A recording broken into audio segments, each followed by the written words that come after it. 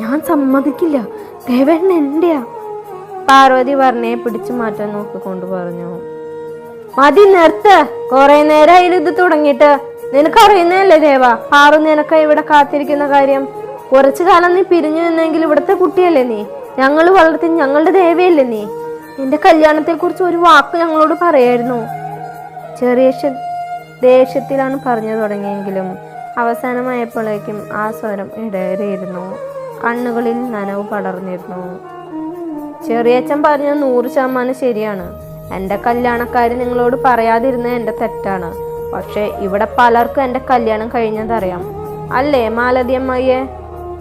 ദത്തൻ ചോദിച്ചതും ആ സ്ത്രീ ഉത്തരമില്ലാതെ തല താഴ്ത്തിയിരുന്നു. ഈ തറവാട്ടിലേക്ക് ഒരിക്കലും ഞാൻ വരില്ല എന്ന് കരുതിയതാണ്. പക്ഷെ ഇവർ തന്നെയാണ് എന്നെ തിരിച്ചു ക്ഷണിച്ചതും നിർബന്ധം പിടിച്ചതും. ദത്തൻ പറഞ്ഞു വിശ്വസിക്കാനാവാതെ എല്ലാവരും നിന്നു. ശരിയാണോ അമ്മേ? എൻ്റെ ദേവേന്റെ കല്യാണം കഴിഞ്ഞ കാര്യം അമ്മയ്ക്ക്